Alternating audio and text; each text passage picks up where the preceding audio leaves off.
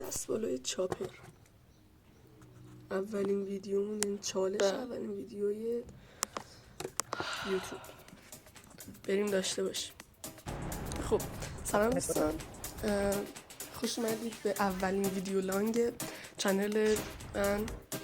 میتونید حسین صدام بکنید. حالا اسم چنل و پروفایلش قراره توی چند روز اخیر عوض شد و موضوعیت کانال هم قرار عوض شد. خب ما ویدیوهایی که داریم کلا چالشیه و این چالش همون جور که توی شات اول ویدیو دیدیم باید یه دست کامل بالای چاپر باشه. حالا اینو تست میکنیم. اگه حمایت شد و حالا سابسکرایبرها بالا رفت بقیه چالش هم انجام میدیم. خب چاپر رو که برداشتم بدم این بهترین جایی که برن توش. خیلی ها میرن از این جتا برمیارن ما رو میزن. خب اینجا من میمونم و یه مدت خیلی زیادی که حتی چند تا انمی توی مپ دارید میبینید. این جتا اومد که مثلا منو بزنه ولی خب منو ندید، از بالا سرم رد شد ولی منو ندید. نگاه کنید، از بالا سر رد شد ولی منو ندید که خب خوب بود. و البته من یه دست قبل از اینم رفته بودم، خب مردم. همون اول رفتم به دست بوم و مردم و تصمیم گرفتم همینجا بشم بهتر.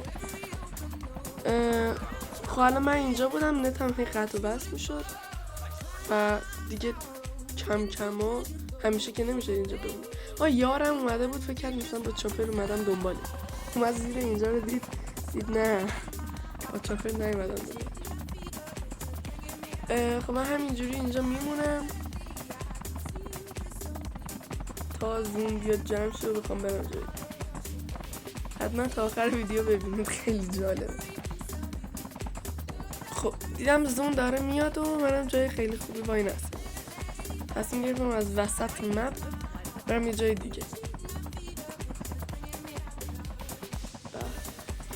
آهنگو خب اینجا قشنگ میشد ماشینا و اسکوادا همه رو میشد دید، چون دراپ هم اینجا بود. از وسط مپ هم داشتم میاد. ولی خب خدا رو شکر 100% جونم پر جون چاپرم. من گفتم برم روی ارتفاعی که خیلی کسی من نبینه، اونجا به نظرم جای خوب بود. ماشین همینجوری رد میشد، شانس بردم که من نزدم. یعنی اگه یکی FJ داشت 100% مرده بود، سوخاری شده بود. اینجا جای خوب بود. حالا برای خودم خوب بود ولی برای چاپر نه، چون چاپر معلوم بود از دید. آره اینجا باز دیدم که داره صداپا میاد و گفتم خب برم. اینجا فیلمو براتون تون کردم.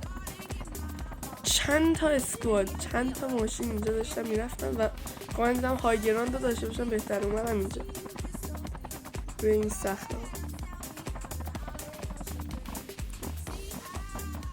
و خب دیدم که خب اینجا هیچ کاری نمیشه کرد. یکم هیجان دنبال فیلم بودم. اینم حتی جزء سوار شدن چاپر رو، از چاپر پیاده نشدم. میتونید تو کامنت ها گیر بدید. دوباره یه دراپ انداختن نزدیک اینجا، اسکوادم که همینجور با ماشین داشتن رد میشدن. یه هاور بایک بغلم بود، من چون زنگ خورد گوشیم کات کردم. خودش میومد بغلم، شانس بردم من. خب اینجا دیگه خب زون آخر بود، همه داشتن جمع میشدن. من و اسکوادم و چند تا اسکواد دیگه با هم بودیم که واقعا یعنی انمیا رو از این بالا میشد دید. بچه اگه تا اینجای ویدیو دیدید حتما سابسکرایب بکنید، لایک هم بکنید، کامنت هم هر جوری که دوست دارید بذارید که من با سابسکرایبرها و لایکاتون انرژی میگیرم بتونم ویدیوهای بیشتری بسازم. اینجا قشنگ اسنکو دیگه معلوم بود، انمی معلوم بود که دیدم دارم دمیج میکنم. اومدم اینجا فرود بیام دیدم نه SMRS دارم میزنم. واقعا شرایط سختی بود، قیچی شده بودم از هر دو ور. لگم داشتم که 20 دادم، یعنی 20 تا هیل داشتم. گفتم آقا چیکار کنم؟ اومدم این گوشه، فکرم کسی نیست. کسی که بود